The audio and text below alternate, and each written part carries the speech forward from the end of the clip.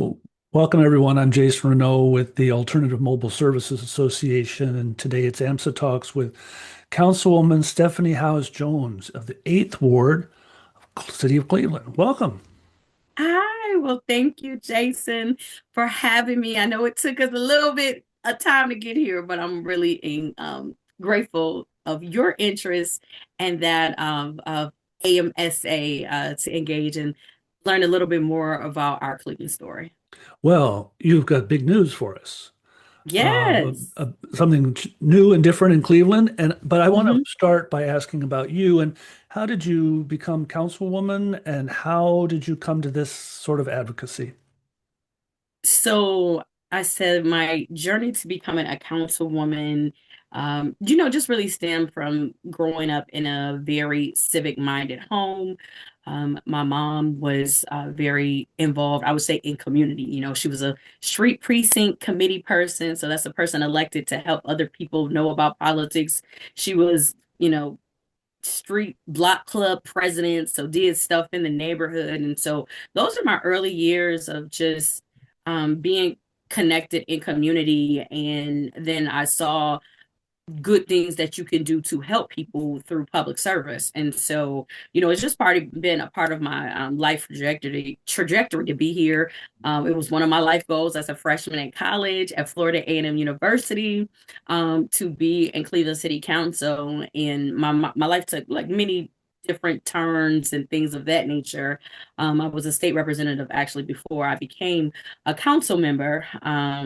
And so I'm just grateful to be here and now serving in my second term as a member of Cleveland City Council.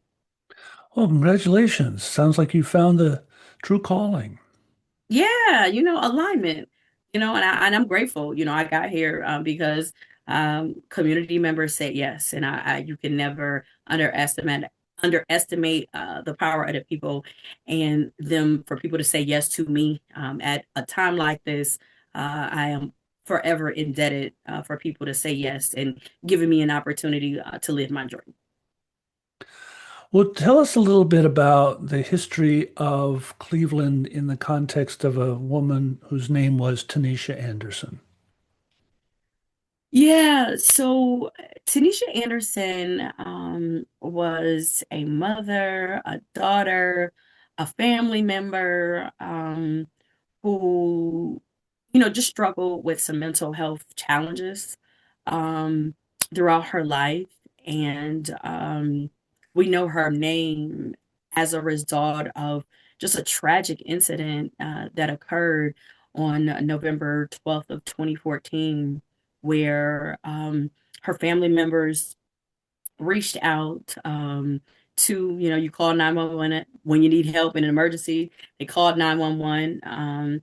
And from that interaction where officers came on scene, Tanisha was, she was having just an episode, right? And, struggle unfolded between herself and the officers on scene, and it resulted for her losing her life with officers, I would say constraining her.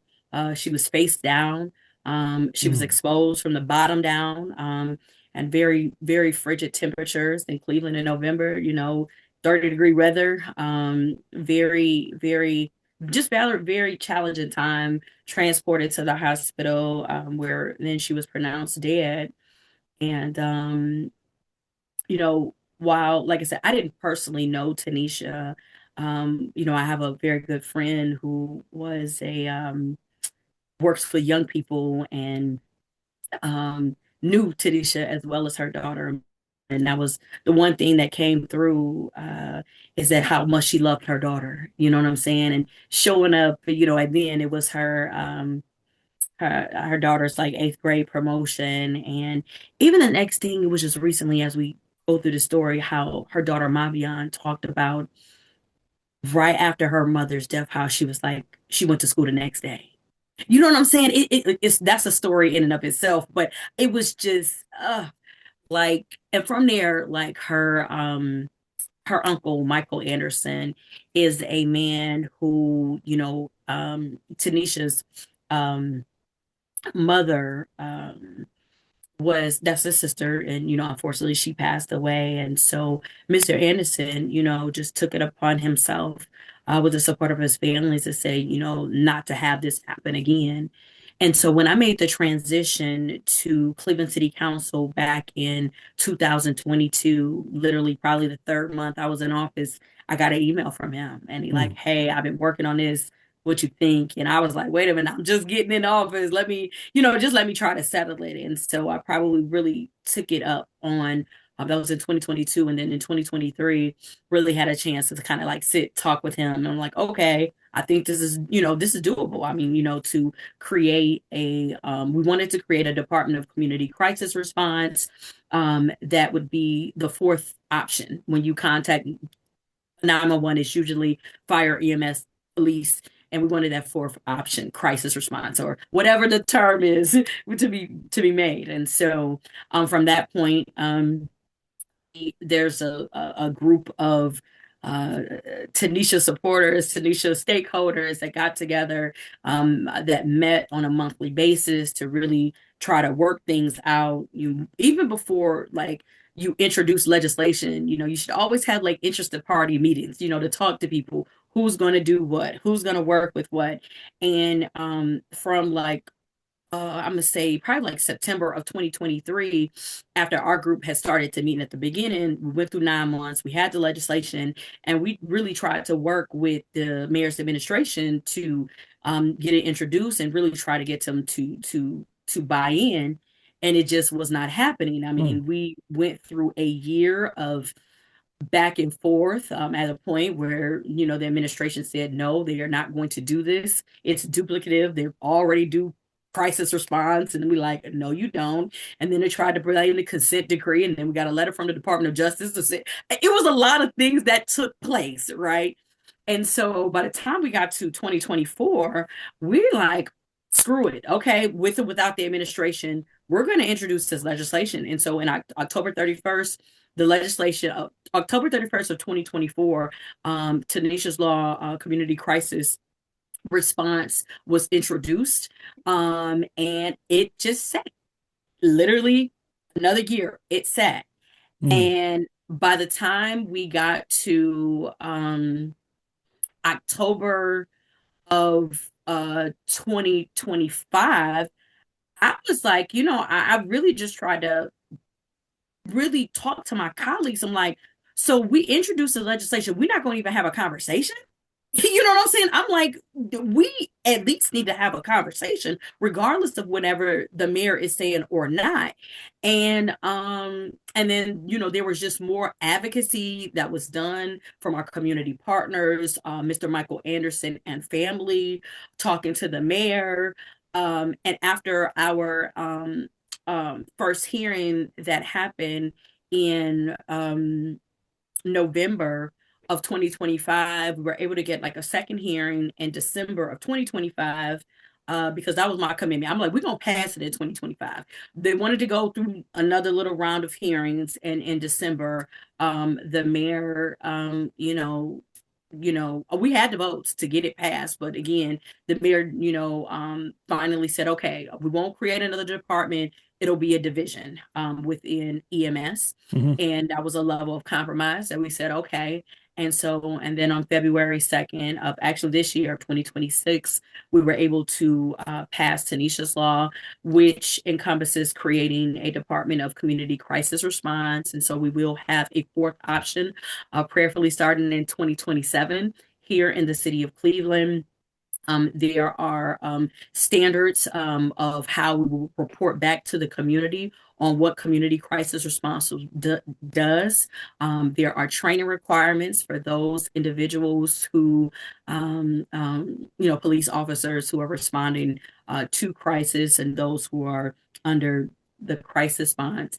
And we created a pathway for not just those in the traditional sense of those who might be a social worker, but also peer support specialists, people who have lived experiences, to be able to join the fold and join this work. So that's kind of where we are in a nutshell. how who Miss Tanisha Anderson was, how her tragedy, her family was just unrelenting to ensure that um, the tragedy that they experienced would not happen to anyone else when you call for help and ends in death. And so now we are on this journey now to bring to life the legislation we passed earlier this year.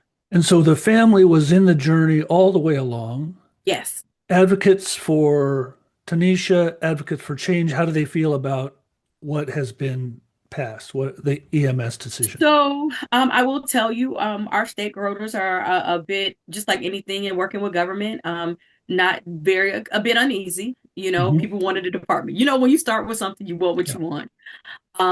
And many times, you know, community members have many times have felt slighted by government. And so, you know, as we think of our community partners, we have the Northeast Ohio Coalition for Homeless, Policy Matters Ohio, the National Association of Social Work, and many others Case Western Reserve University Law Mm. School. It was a group of law students at Case Western Reserve University that worked with Mr. Michael Anderson. That actually the first version of what was introduced back in 2024 was a group of case students that worked with Mr. Michael Anderson, and that's what you see. I took what they wrote, they worked together, and that was introduced. And then you know, of course, in the legislative process, you'll transition. So I do want to give a shout out to those law students. It's so Uh, interesting to me how advocacy begins with one person and then gets sort of magically handed off to another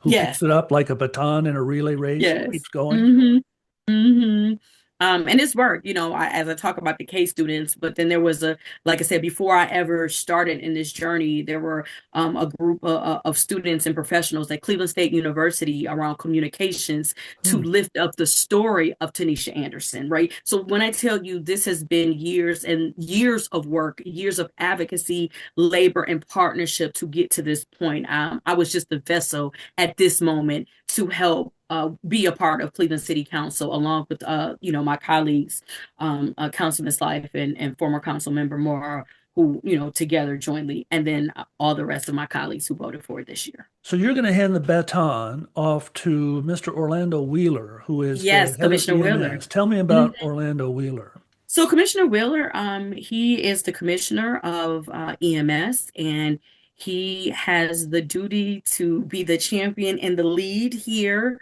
of of the soon to be created Bureau of Community Crisis Response.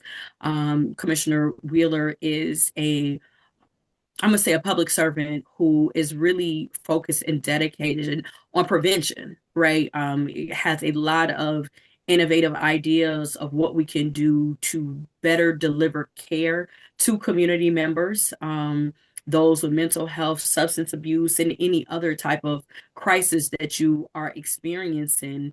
And now, through this legislation, we will be able to hire a commissioner of crisis response. Literally, this is what we are doing right now. Hmm. So I have myself, and it's not just the our division of EMS.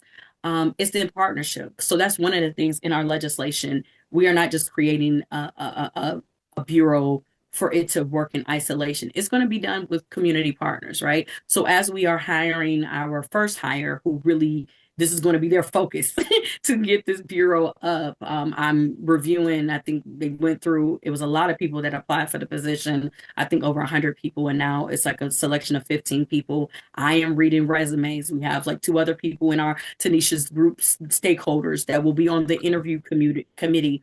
And prayerfully, sometime by next month, we will have somebody hired on whose job is for the rest of this year is to develop and design our bureau so that it can be up and running come 2027. Fantastic. Now, you mentioned that part of Tanisha's law is reporting back to the community. Yes. How's that going to happen?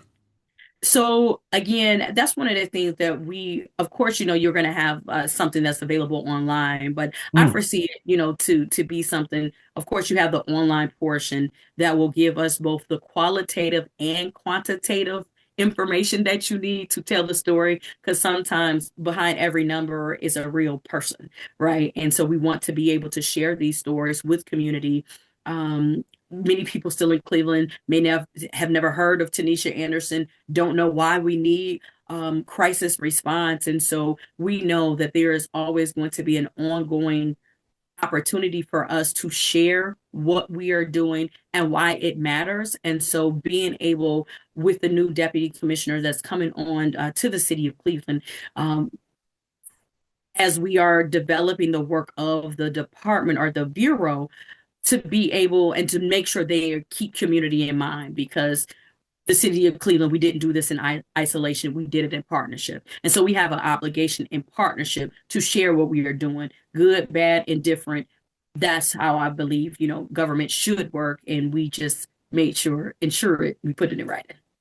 Ohio is a really exciting place for mobile crisis and alternative response right now. You've got the mediation program in Dayton. You've got a great program in Cincinnati. Mm-hmm. Columbus, their Mm-hmm. program after it was stalled for years, but it's coming on. They have some money from city council. Cleveland, Mm-hmm. why is Ohio so special with mobile crisis? I